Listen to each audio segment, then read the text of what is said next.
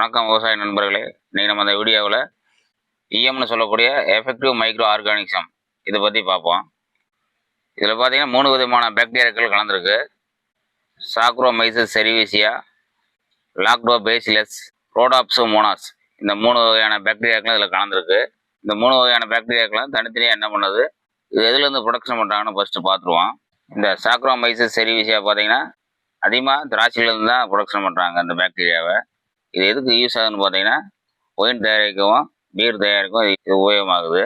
மனிதர்களுக்கு விலங்குகளுக்கு ஆன்டிபயோட்டிக் மாத்திரைகள் வந்து தயார் பண்ணுறாங்க இந்த சாக்ரோமைசஸ் செரிவிசியாங்கிற பாக்டீரியாவிலேருந்து. அடுத்து லாக்டோபேசிலஸ். இது பார்த்தீங்கன்னா புளிக்க வச்ச பால், தயிர், மீன் கழிவு, இலைத்தலைகளை மக்க வச்சு இதுலேருந்து எடுக்கக்கூடிய ஒரு வகையான பாக்டீரியா இந்த லாக்டோபேசிலஸ். இதுலேருந்து பார்த்தீங்கன்னா வாசனை திரவியங்கள், ஐஸ்கிரீம் தயார் பண்ணுறதுக்கு உபயோகமாகுது இந்த பாக்டீரியா வந்து. அடுத்து பார்த்தீங்கன்னா ரோடாப்சோமோனாஸ். இது பார்த்தீங்கன்னா பன்னி கழிவு, மண்புழு எச்சங்கள், குளத்தோர கடலோர வண்டல் மண், சதுப்புநில வண்டல் மண், ஆத்தோர வண்டல் மண், அந்த மாதிரி படிமங்கள்லேருந்து எடுக்கக்கூடிய ஒரு வகையான பாக்டீரியா தாங்க அந்த ரோடாப்சோமோனாஸ். இதுலேருந்து பார்த்தீங்கன்னா அதிகமாக மின்சார பொருட்கள், அந்த மின்சார உலோகங்கள் தயார் பண்ண அதிகமாக யூஸ் ஆகுது அந்த பாக்டீரியா. அந்த போர்டு, நம்ம எலக்ட்ரானிக் பொருளுக்கு போர்டு வந்து பார்த்தீங்களா, அந்த போர்டு வந்து இதுலேருந்து தயார் பண்ணுறாங்க. இப்போ நான் சொன்னால் 3 பாக்டீரியாக்கள் தான் இந்த இஎம்மில் வந்து கலந்து வருது. இந்த 3 பாக்டீரியாக்கள்லாம் அக்ரிகல்ச்சரில் எப்படி வேலை செய்யணும்னு பார்ப்போம். இந்த இஎம் வந்து நீங்கள் 1 லிட்டர் வாங்கி 17 லிட்டர் தண்ணி ஊற்றி 1 கிலோ நாட்டு சக்கரை போட்டு 7 நாளைக்கு ஊற வச்சிருங்க நிழலில். டெய்லி ஒரு முறை கிண்டி விடணும். 8ஆவது நாள் பார்த்தீங்கன்னா 19 லிட்டரும் அந்த இஎம் வந்து கன்வெர்ட் ஆகிடும். எஃபெக்டிவ் மைக்ரோ ஆர்கானிசமாக மாறிடும். எல்லாமே பாக்டீரியாவாக மாறிடும். நீங்கள் ஊற்றின 17 லிட்டர் தண்ணி, 1 கிலோ நாட்டு சக்கரை, இஎம் 1 லிட்டரு, மொத்தம் 19 லிட்டராக கன்வெர்ட் ஆகிடும். 8ஆவது நாள் இந்த கன்வெர்ட் ஆன 19 லிட்டர் தண்ணியிலேருந்து ஏக்கருக்கு 5 லிட்டர் எடுத்து நீங்கள் தண்ணியில் விடலாம். சொட்டுநீராக இருந்தால் டீப்பில் விட்டுருங்க. இதுவே நீங்கள் மேலே ஸ்ப்ரேயிங் கொடுக்கலாம். டேங்க் 250 மில்லி கொடுத்து மேலே ஸ்ப்ரேயிங் கொடுக்கலாம். இந்த இஎம்மோட வேலை என்னென்னு ஃபஸ்ட்டு பார்த்துருவோம். ஒரு மண்ணில் வந்து இயற்கையாகவே உயிரணுக்கள், அதாவது பாக்டீரியாக்கள் இருக்கும். மண்ணில் வந்து தானாகவே பெருகிக்குங்க. தானாக எப்படி பெருகுன்னு பார்த்தீங்கன்னா மழைனாலேயும் காற்றுனாலேயும் வெயில்னாலேயும் பெருகிக்கும். நீங்கள் கவனிக்கக்கூடிய விஷயம் என்னென்னா, நீங்கள் ஒரு காடை வந்து சும்மா ஓட்டுறது ஒரு 3 மாதம் இடைவெளி விட்டு அந்த 3 மாதம் கேப்பில் வந்து 2-3 டைம் உழவு ஓட்டி போட்டிருந்தீங்கன்னா தான் இயற்கையாகவே அந்த பாக்டீரியாக்கள் வந்து பெருகும். அந்த காட்டில் தான் பெருகும். அந்த 3 மாதம் சும்மா இருக்கக்கூடிய டயத்தில் மழை பெய்யும். எப்படி இருந்தாலும் மழை பெய்யும். இந்த உழவு ஓட்டி போடக்கூடிய வெயிலினாலேயும் காற்றுனாலேயும் மண்ணில் வந்து அதிகப்படியான பாக்டீரியாக்கள் வந்து பெருகிக்கும். நீங்கள் தொடர்ந்து வெள்ளாமை வைக்கக்கூடிய காடுகளில் வந்து பாக்டீரியாக்கள் வந்து இருக்காது. இயற்கையாக இப்படி தான் அணுக்கள் வந்து பெருகுது. இப்போ நம்ம செயற்கை அந்த உயிரணுக்களை எப்படி கொள்றோன்னு பார்ப்போம். நம்ம அடிக்கக்கூடிய களைக்கொல்லிகள், நம்ம போடக்கூடிய கெமிக்கல் உரங்கள், இதன் மூலயமா பார்த்தீங்கன்னா அந்த பாக்டீரியாக்களை வந்து 70% குறைஞ்சி போகும். சுத்தமாக எப்போ இல்லாமல் போகுதுன்னு பார்த்தீங்கன்னா, நீங்கள் காட்டை வந்து இடைவெளி விடாமல் தொடர்ந்து நீங்கள் வெள்ளாமல் பயிர் செய்யும்போது அந்த உயிரணுக்கள் வந்து மண்ணில் சுத்தமாக இல்லாமல் போயிடும். இதனால தான் பார்த்தீங்கன்னா நீங்கள் போடக்கூடிய உரங்களை வந்து பயிர் எடுத்துக்காது. இப்போ நிறைய பேர் சொல்லுவாங்க, தொடர்ந்து வெள்ளாமல் வச்சுட்டே இருப்பாங்க, இடைவெளி விடாமல் தொடர்ந்து வெள்ளாமல் வைப்பாங்க. எல்லா விதமான உரங்களையும் போட்டிருப்பாங்க, பயிர் வந்து சிறப்பாக வராது, வெள்ளாமை சிறப்பாக வராது.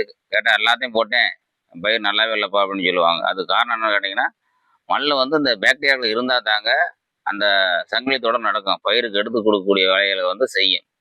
நீங்கள் ஒரு உரத்தை போடனே அது பயிர் தானே எடுத்துக்காது. இந்த பாக்டீரியாக்கள் தாங்க பயிரை வந்து எடுத்து கொடுக்கக்கூடிய வேலையை செய்யுது. அப்போ அந்த பாக்டீரியாக்கள் இல்லாமல் போகிற போது அந்த ஒரு பயிர் வந்து உணவு எடுத்துக்காது. அதனால தான் உங்களுக்கு வந்து வெள்ளாமை சிறப்பாக வர்றதில்லை. நீங்கள் வந்து ஒரு வெள்ளாமை பயிர் செய்யணும்னா 3 மாதம் கால இடைவெளி வேணும். அதே போல் பார்த்தீங்கன்னா சுழற்சி முறையில் நீங்கள் பயிர் செய்யணும். ஏற்கனவே பல வீடியோக்களை சொல்லியிருப்பேன். நீங்கள் மக்காசோளம் போட்டால் வெங்காயம் போடணும், வெங்காயத்தோட கொத்தரை போடணும், கொத்தரையை தோண்டிட்டு அடுத்து வெங்காயம் போடுங்க. இந்த மாதிரி வந்து சுழற்சி முறையில் ஒரே வெள்ளாமை வந்து தொடர்ந்து செய்யக்கூடாது. நீங்கள் வெங்காயம் போட்டிருந்தால் 1 வருஷம் சும்மா போட்டு மறு வருஷம் வெங்காயம் போட்டாலும் வந்துடாது, சிறப்பாக வராது. சுழற்சி முறையில் பயிர் செய்யணும். இந்த மாதிரி தொடர்ந்து நீங்கள் வெள்ளாமை வச்சு பயிர் எந்த உரத்தை எடுத்துக்காத சூழ்நிலை ஏற்படும் போது கொடுக்கக்கூடியதாங்க இந்த இஎம். இந்த மாதிரி நீங்கள் தொடர்ந்து வெள்ளாமை வச்சு பயிர் எந்த வித உரத்தையும் எடுத்துக்கல அப்படின்னு சொல்லி நீங்கள் நினச்சிங்கன்னா, அந்த மாதிரி தருணங்களில் நம்ம செயற்கையாக வந்து அந்த பாக்டீரியாக்களை வந்து கொடுக்கலாம். இந்த செயற்கையாக கொடுக்கக்கூடிய பாக்டீரியாக்கள் தாங்க இது. இதை கொடுத்துட்டா நான் ஏற்கனவே சொன்னது தான், இயற்கை நிகழக்கூடிய அந்த பாக்டீரியாக்கள்னால் நிகழக்கூடிய மாற்றங்களை வந்து இந்த இஎம் கொடுத்தோம்னா மாறுதல் ஏற்பட்டு ஒரு வெள்ளாமை வந்து சிறப்பாக வரும். சரிப்பா, நான் இந்த இஎம் கொடுத்துக்கிறேன், நான் தொடர்ந்து வெள்ளாமை வச்சுக்கிறேன் நீங்கள் நினைக்கக்கூடாது. இது வந்து உங்களுக்கு ஒரு தீர்வு, தற்காலிக தீர்வுங்க.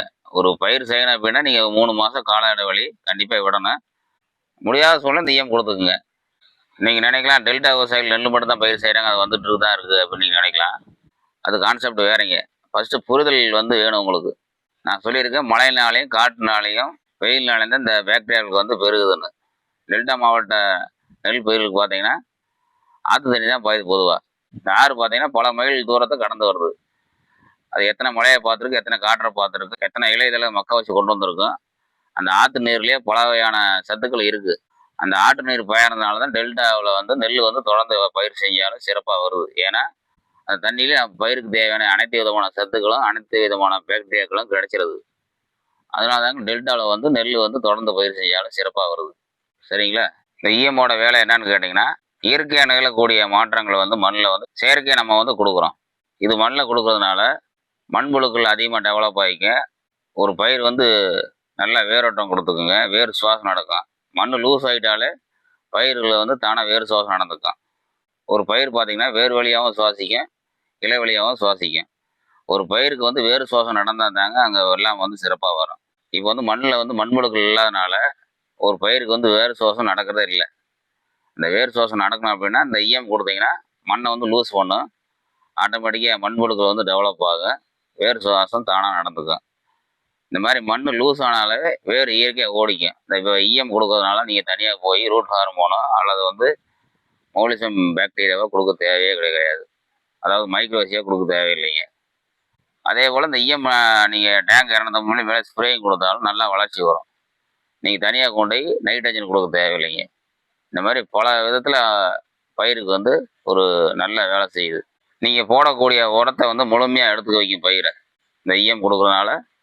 பொதுவாக பார்த்தீங்கன்னா ஒரு உரத்தை நம்ம காட்டில் அப்ளை பண்ணோம்னா பயிர் வந்து 70% தான் எடுத்துக்கும், 30% வேஸ்ட்டாக மண்ணில் தான் போகும். நம்ம ஏற்கனவே மௌலிசம் பாக்டீரியாக்களை பற்றி வீடியோக்களை பேசியிருப்பேன்.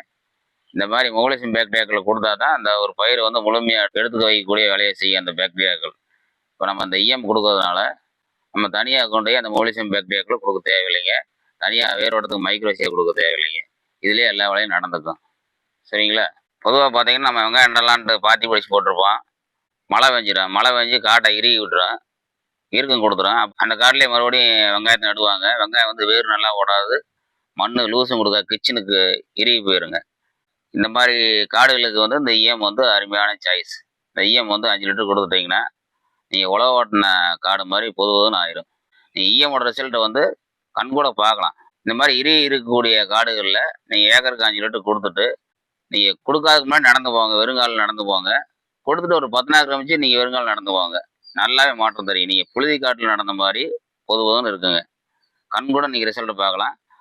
அதே மாதிரி பார்த்தீங்கன்னா நீங்கள் ஊற வச்சுருப்பீங்கல்ல, நீங்கள் இந்த 1 கிலோ நாட்டு சக்கரை போட்டு 17 தண்ணி ஊற்றி 7 நாளைக்கு ஊற வச்சுருப்பீங்களே, 8ஆவது நாள் நீங்கள் மோக்கறதுக்கு முன்னாடி நீங்கள் கையை உள்ளே விடுங்க. கையை உள்ளே விட்டிங்கன்னா மீன் குஞ்சுகளை அரிக்கிற மாதிரி செல்லுகளை வந்து கையை அரிக்கும். பாக்டீரியாக்களை வந்து கண்ணில் பார்க்க முடியாது. விவசாயிகள் பார்த்தீங்கன்னா கண்ணில் பார்க்காத நம்புறாங்க, பார்க்காத நம்புறதில்லை. இது வந்து கண் கூட பார்க்கலாம்னா உணரலாம்.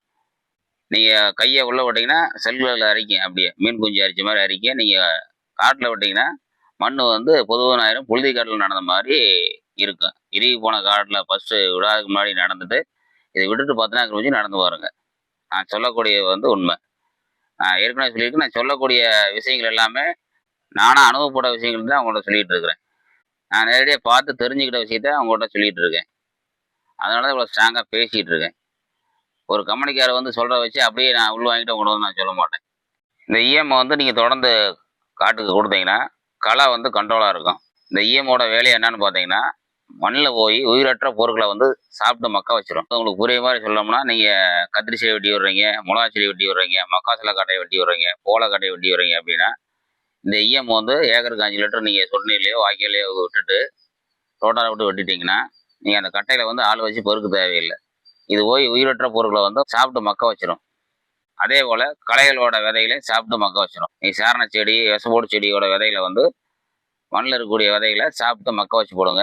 நீங்கள் தொடர்ந்து அப்ளை பண்ணுறப்ப வந்து ஒரு 3 மாதம் தொடர்ந்து நீங்கள் அப்ளை பண்ணிங்கன்னா 90% வந்து களை வந்து கண்ட்ரோலாக இருக்கும். கோரையும் பார்த்தீங்கன்னா 50% கண்ட்ரோல் ஆயிரும். கோரை ஏன் கண்ட்ரோல் வராதுன்னு கேட்டிங்கன்னா, கோரையை பொறுத்த வரைக்கும் சங்கிலி தொடர் மாதிரி வந்து ஒரு கோரையில் வந்து 8 கிழங்கு இருக்கும், 8 கிழங்கு 10 கிழங்கு இருக்கும். நான் ஏற்கனவே சொல்லியிருக்கேன், இது உயிரற்ற பொருளை தான் மக்க வைக்கும். அந்த கிழங்குல எப்படி இருந்தாலும் வேறு பிடிச்சிட்டு உயிரோடு இருக்கும் கோரை கிழங்கு. அப்போ நீங்கள் தொடர்ந்து 1 வருஷம் நீங்கள் தொடர்ந்து உழுது போட்டு இந்த மாதிரி அப்ளை பண்ணிட்டே இருந்தீங்கன்னா கோரையுமே பார்த்தீங்கன்னா ஒரு 50 to 70% கண்ட்ரோலுக்கு கிடச்சிடும். ஏன்னா இது உயிரோடு இருக்க பொருளை சாப்பிடாது. கோரக்கிழங்கு எப்படி இருந்தாலும் 2 கிழங்கு 3 கிழங்குல உயிர் வச்சுட்டே தான் இருக்குது. வேரோடி மண்ணுக்கு அடியில் உயிரோட தாங்க இருக்கும். அதனால வந்து கோரை வந்து முழுமையாக கண்ட்ரோல் வராது. மற்ற களையில் வந்து 100% கண்ட்ரோல் பண்ணலாம் இது கொடுக்குறதுனால. கோரைக்கும் ஒரு சில ஏரியாக்கள் கொடுத்து கண்ட்ரோல் பண்ணியிருக்கிறாங்க. நம்மளோட சொல்லியிருக்க நல்லா கண்ட்ரோல் கிடைக்குன்னு சொல்லியிருக்கிறாங்க. அது வந்து 70% தான் சொல்கிறேன் நான். ஏன்னா 100% சாத்தியமாங்கிறது எனக்கு டவுட்டு தாங்க. இன்னொன்று வந்து கவனிக்கக்கூடிய விஷயம் வந்து ஈரம் கண்டிப்பாக இருக்கணும். நீங்கள் ஃபுல்லாக தண்ணியை விட்டு அந்த தண்ணியில் தாங்க அந்த ஈயம் வந்து கரைச்சி விடணும். கரைச்சி விட்டு ரோட்டாட்டோ வெட்டி விட்டுருங்க. ஆட்டோமேட்டிக் அந்த ஈரம் போதும், அடி ஈரம் போது அதுலேயும் மக்க வச்சு போடும். முடிஞ்சுன்னா மறுபடியும் கொஞ்சம் தண்ணி விடுங்க, இன்னும் பெட்டராக இருக்கும். இந்த ஈயம் அதிகமாக எதுக்கு பயன்படுத்துகிறான்னு பார்த்தீங்கன்னா, விவசாயத்துக்கு எந்த அளவுக்கு பயன்படுத்துகிறோமோ அதே அளவு வந்து மாநகராட்சிக்கு போயிட்டுருக்கு. நான் ஏற்கனவே சொல்லியிருக்கேன், இது மக்க வைக்கக்கூடிய வேலையை செய்யணும்னு. இந்த மாநகராட்சியில் பார்த்தீங்கன்னா வாங்கி கொண்டு போய் சாக்கடை அடைப்பு அந்த குப்பையில் மக்க வைக்கிறதுக்கு பயன்படுத்துகிறாங்க. அளவுக்கு அதிகமாக மாநகராட்சிக்கு தான் போயிட்டுருக்கு இந்த ஈயம். இந்த ஈயம் வந்து நீங்கள் மண்ணில் கொடுக்குறப்ப இந்த களை கட்டுப்பாடாகவும் இருக்குங்க. மண் வந்து நார்மலாக இருக்கும். நார்மல்னால் ஏற்கனவே நம்ம வந்து கெமிக்கலாக கொடுத்து மண்ணில் வந்து எந்தவித பாக்டீரியாக்களும் எந்தவித சத்துக்களும் இல்லைங்க. நம்ம இந்த ஈயம் தொடர்ந்து கொடுக்குறப்ப வந்து மண் வளமாகவே இருக்கும். நீங்கள் பொதுவாக பார்த்தீங்கன்னா இப்போ ரசாயனங்களை அதிகமாக கொடுத்து எந்த வெள்ளாமே சிறப்பாக வரமாட்டேங்குது. நீங்கள் ஈயம் தொடர்ந்து கொடுத்துக்கிட்டு நீங்கள் வெள்ளாமை வச்சிங்கன்னா ஒரு வெள்ளாமை வந்து சிறப்பாகவே வரும். இந்த ஈயமோட வேலை இன்னும் 2, 3 இருக்குது. நீங்கள் சொட்டு நீராக இருந்துச்சுன்னா பார்த்தீங்கன்னா நம்ம உப்பு தண்ணியில் பார்த்தீங்கன்னா அடைப்பு ஏற்பட்டுரும். இந்த ஈயம் கொடுக்குறப்ப பார்த்தீங்கன்னா அந்த சொட்டு நீர் அடைப்பில் இருக்கக்கூடிய அந்த கல்லை வந்து எடுத்துரும். நீங்கள் தனியாக வந்து சொட்டு நீருக்கு வந்து ஆசிட் வாங்கி கொடுத்த தேவையில்லை. நிறைய பேர் பாருங்கள் சொட்டு நீருக்கு அந்த கல்லடைப்பு எடுக்க ஆசிட் வாங்கிடுவாங்க. நீங்கள் ஈயம் கொடுத்தீங்கன்னா அந்த கல்லடைப்பையும் சாப்பிட்டு எடுத்து விட்டுருமுங்க. அதுவும் இல்லாமல் பார்த்தீங்கன்னா நிறைய பேர் போர் போட்டு தொட்டியில் விட்டு அந்த தொட்டி மூலமாக தண்ணி பாய்ச்சுவாங்க. அந்த தொட்டியில் வந்து பாசனம் ஏற்பட்டுருக்கும். இந்த ஈயம் கொடுக்குறப்ப வந்து அந்த பாசனையை போய் சாப்பிட்டு அந்த தொட்டி சுத்தம் பண்ணிடும். அந்த தொட்டி தண்ணியை வந்து மாடுகள் குடிச்சிருமோ நீங்கள் பயப்பட தேவையில்லை. ஈயம் வந்து பார்த்தீங்கன்னா ஒரு இயற்கையான ஒரு பாக்டீரியா தான். மாடுகளுக்கு ஈயம் தனியாக வருதுங்க. இந்த ஈயம் அப்ளை பண்ண தொட்டி தண்ணியை ஆடு மாடுகள் குடித்தாலும் ஒன்றும் பண்ணாது. நீங்கள் பயப்பட தேவையில்லை. நீங்கள் உங்கள் தொட்டியில் வந்து பாசனம் பிடிச்சிருக்கு அப்படின்னு நீங்கள் நினச்சிங்கன்னா இந்த ஈயம் உடையை ஊற்றிட்டாலும் அந்த பாசனம் வந்து ஃபுல்லாக சாப்பிட்டு தொட்டி சுத்தமாயிடும். அதுவும் இல்லாமல் பார்த்தீங்கன்னா நிறைய பேர் லெட்டின் குழியில் பார்த்தீங்கன்னா க்ளீன் பண்ணுறதுக்கு லாரி விட்டு க்ளீன் பண்ணிட்டு இருப்பாங்க. இந்த லெட்டின் குழிக்கு ஈஎம்ஐ நீங்கள் கொண்டு போய் ஊற்றி விட்டிங்கன்னா அடியில் போய் சாப்பிட்டு மக்க வச்சு ஆவியாக்கி விட்டுரும். லெட்டின் குழிக்கு நீங்கள் ஆசிட் வாங்கி ஊற்ற தேவையில்லைங்க. இந்த ஈஎம்ஐ நீங்கள் பயன்படுத்திக்கலாம். இந்த மாதிரி வந்து இந்த ஈஎம் வந்து பல விதத்தில் நமக்கு வந்து யூஸ்ஃபுல்லாக இருக்குது. இது பெரும்பாலான விவசாயிகளுக்கு தெரியறதுக்கு வாய்ப்பே இல்லை. இயற்கை விவசாயம் பண்ணக்கூடிய ஆட்களுக்கு வந்து தெரியுங்க. நீங்கள் நார்மலாக கெமிக்கல் விவசாயம் பண்ணுற ஆளுக்கு தெரிஞ்சிருக்க வாய்ப்பே இல்லைங்க. இந்த ஒசாகாஜி அதோட கொரோனா வடிவம் தாங்க. இதில் பார்த்தீங்கன்னா humic acid, folic acid, seaweed plus EM கலந்துருக்கு. இந்த கொரோனா அப்ளை பண்ணுறப்ப பார்த்தீங்கன்னா ஒரு 4 மாதத்துக்கு நின்று வேலை செய்யும். இந்த கொரோனா அப்ளை பண்ணிட்டீங்கன்னா இந்த லிக்விட் வரக்கூடிய ஈஎம் விட தேவையில்லைங்க. அதோட வேலைகள் பார்த்தீங்கன்னா ஃப்ரூட் சைஸு ஒரு ஈவனாக வச்சுருக்கோம். நீங்கள் போடக்கூடிய உரங்களையும் முழுசாக எடுத்து கொடுக்க வேலையும் செஞ்சிடும். ஒரு ஃப்ரூட்டோட சைஸ் பார்த்தீங்கன்னா ஒரே ஈவனாக இருக்கும். மேடு வெள்ளங்கள் இல்லாமல் ஒரே மாதிரியாக இருக்கும். சைஸ் குறையாமல் கடைசி வரைக்கும் வரும். நீங்கள் ஒரு சில பயிர் பார்த்தீங்கன்னா ஆரம்ப ஸ்டைலில் காயக்கூடிய காய் நீளமாக இருக்கும். அதுவே செடி முத்திருச்சுன்னா காயோட சைஸ் வந்து குறைஞ்சிரும். இது அப்படி கிடையாதுங்க. செடி ஓயிற வரைக்கும் அந்த சைஸ் வந்து குறையாமல் பார்த்துக்கும். நார்மலாக பார்த்தீங்கன்னா வடநாட்டில் வந்து கரும்புக்கு வந்து அதிகமாக யூஸ் பண்ணுறாங்க. ஒரு ஜான் வரக்கூடிய கரும்போட கனவு பார்த்தீங்கன்னா நம்ம இந்த ஹொசாகஜி அப்ளை பண்ண காட்டில் 1 முளை வந்துட்டுருக்கு. இந்த அளவுக்கு 1 முளை வருது. நான் பார்த்தீங்கன்னா கோவக்காட்டு கொடுத்துட்ருக்கேன். எனக்கு கொஞ்சம் காஸ்ட்லியாக இந்த கொரோனா பார்த்தீங்கன்னா காஸ்ட்லி. கோவக்காட்டுக்கு அப்ளை பண்ணுற பார்த்தீங்கன்னா 6 இன்ச்சு வருது. நார்மலாக கோவக்காய் வந்து 3 இன்ச்சு தான் இருக்கும். இந்த ஹொசாகஜி அப்ளை பண்ணோம்னா 6 இன்ச்சு வந்துட்டுருக்கு. காஸ்ட்லியாக இருக்கலாம், வேறு யாரும் பயன்படுத்த மாட்டாங்க வேறு கிராப்புக்கு. இந்த கோவக்காய் பார்த்தீங்கன்னா நல்லா ரேட் இருக்கிறதுனால நான் கோவக்காயை தான் பல வருஷமாக கொடுத்துட்ருக்கேன். கோவக்காயில் சைஸ் 3 மாதத்துக்கு ஒரு அப்ளை பண்ணால் 3 மாதத்துக்கு அந்த சைஸ் குறையாமல் பார்த்துக்கும். நான் ஏற்கனவே சொல்லியிருக்கேன். நான் அனுபவப்பட்ட விஷயங்களை தான் உங்களை சொல்லிகிட்டு இருக்கேன். ஒரு கம்பெனிக்கார் ஒரு விஷயம் சொல்கிறாரு, இது அருமையாக இருக்குன்னு சொல்லி ஒரு ப்ராடக்ட் வேணால் கொடுக்குறாருன்னா நான் நேரடியாக காட்டில் கொடுத்து ரிசல்ட்டை பார்த்துட்டு அதுக்கப்புறம் தான் நானே உங்களுக்கு பேசிகிட்டு இருக்கேன். இந்த ஈஎம் வந்து இயற்கை விவசாயம் பண்ணுற விவசாயம் யூஸ் பண்ண கெமிக்கல் உரத்தோட கலந்து போட்டால் செத்து போயிடும் அப்படிங்கிற கான்செப்ட் கிடையாது. நான் ஏற்கனவே சொல்லியிருக்கேன், மண்ணில் வந்து பாக்டீரியாக்களை இருந்தால் தாங்க நீங்கள் போடக்கூடிய உரங்களை எடுத்துக்கூடிய வேலையை செய்யும். இது வந்து நம்ம செயற்கையாக கொடுக்கக்கூடிய பாக்டீரியா. எல்லா விதமான காடுகளுக்கும் யூஸ் பண்ணலாம். கெமிக்கல் போடக்கூடிய காடுகளுக்கு யூஸ் பண்ணலாம். இயற்கை விவசாயம் பண்ணுறவங்களுக்கும் கொடுக்கலாம். எல்லா விதமான காடுகளுக்கும் யூஸ் பண்ணலாங்க. நீங்கள் வீடியோ பார்க்கக்கூடிய நண்பர்கள் வந்து இது வந்து இயற்கை விவசாயம் பண்ணக்கூடிய யூஸ் பண்ணுறது நீங்கள் நினைக்கக்கூடாது. நீங்கள் இந்த ஈஎம் கொடுக்குறப்போ வந்து மண் வளப்படுத்தும். நீங்கள் யூரியா செய்யக்கூடிய வேலை இதே செஞ்சிடும். நீங்கள் தனியாக யூரியா போட தேவையில்லை. நான் ஏற்கனவே யூரியா பற்றி ஒரு வீடியோ போட்டிருக்கேன். அதை பார்க்காதவங்க பாருங்கள். தலைச்சத்துங்கிறது நமக்கு வந்து தேவையில்லாத ஒன்று தாங்க. ஏன்னா இயற்கையாகவே நமக்கு பல வடிவங்கள தலைச்சத்து நமக்கு கிடைக்குது. அப்போ நம்ம வந்து செயற்கையாக கொண்டு போய் தலைச்சத்து கொடுக்க தேவையில்லை. இந்த ஈயம் கொடுத்தாலே யூரியா கொடுத்தா என்ன வளர்ச்சி வருமோ அதே வளர்ச்சி இந்த ஈயமுக்கே வந்துடும். இது வந்து பாக்டீரியா இயற்கையாக கொடுக்கக்கூடியது. நீங்கள் தனியாக வந்து யூரியா போட தேவையில்லை. இந்த மாதிரி ஈயம் வந்து பல வேலைகள் செய்யுது. எல்லா விதமான விவசாயிகளும் பயன்படுத்தலாம், எல்லா விதமான காடுகளும் பயன்படுத்தலாம். இது மண்ணில் கொடுத்தோடனே போய் செத்து போயிருங்கிற கான்செப்ட் கிடையாது. மண்ணில் உடனே இது பிரிஞ்சுக்கும். கெமிக்கலோட ஜாயிண்டாக வராது. இது தனியாக பிரிஞ்சு அது தனியாக பிரிஞ்சுக்குங்க. இது போய் இது என்ன பண்ணுமோ அதோட வேலையை கண்டிப்பாக செஞ்சிடும். கெமிக்கல் உரம் போட்டு இதை போட்டால் செத்து போயிருமோ நீங்கள் நினைக்க வேணாம். நீங்கள் அப்படி ஏதாவது டவுட்னா உங்களுக்கு ஒரு வாரம் இடைவெளியில் விட்டுக்குங்க. கெமிக்கல் உரம் கொடுத்து ஒரு வாரம் கிருமிச்சு இந்த ஈயம் கொடுத்துக்குங்க. இல்லைன்னா ஈயம் கொடுத்து ஒரு வாரம் கிருமிச்சு கெமிக்கல் உரங்களை வந்து கொடுத்துக்குங்க. ஸ்ப்ரே பண்ணுறது அதே மாதிரி தாங்க. நீங்கள் தனியாக கூட டேங்கு 250 மில்லி ஊற்றி அடிச்சுக்குங்க. பயங்கரமாக வளர்ச்சி வரும் செடி. இந்த ஈயம் பார்த்தீங்கன்னா எல்லா கடையிலும் கிடைக்க வாய்ப்பு இல்லைங்க. இயற்கை அங்காடியில் மட்டும்தான் இருக்கும்.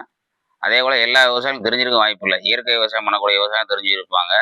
இது வந்து மேப்பிள் கம்பெனியோட தான் பிராண்டுங்க. ஜப்பான் கம்பெனியோட டைப்பில் இங்கே ப்ரொடக்ஷன் பண்ணி கொடுக்குறாங்க கல்கத்தாவில். இந்தியன் கம்பெனி நிறைய கம்பெனியில் கொண்டு வந்துட்டாங்க. இந்த ஈயம் வந்து 1 செவனால் போதும்.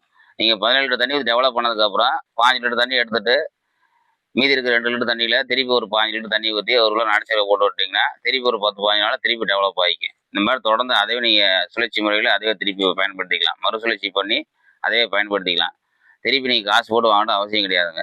இதில் கவனிக்கக்கூடிய விஷயம் என்னன்னு கேட்டிங்கன்னா, அந்த தண்ணியை வந்து நீங்கள் மாற்றிக்கிட்டே இருக்கணும். நீங்கள் 10 லிட்டர் தண்ணியில் 1 மாதம் அப்படியே விட்டுட்டிங்கன்னா அணுக்களை வந்து செத்து போயிடும். அப்போ நீங்கள் 10 லிட்டர் தண்ணி இருக்குது அப்படின்னா ஒரு 5 லிட்டர் தண்ணி எடுத்து திருப்பி 5 லிட்டர் வேறு தண்ணி ஊற்றி வைக்கணும். நீங்கள் அப்படியே பார்க்காம விட்டுட்டிங்கன்னா அந்த மறுபடியும் யூஸ் பண்ண முடியாது. பாக்டீரியாக்களை வந்து செத்து போயிடும். அப்போ நீங்கள் மறுபடியும் காசு கொடுத்து வாங்கி ஆகணும். கவனிக்கக்கூடிய விஷயம் இதாங்க. இந்த ஈயம் வேணும்னாலும் இந்த ஒசாகாஜி குரோனை வேணும்னாலும் என்னோடய நம்பருக்கு கான்டாக்ட் பண்ணுங்கள். உங்களுக்கு கொரியர் மூலிமா அனுப்பி வைக்கிறேன்.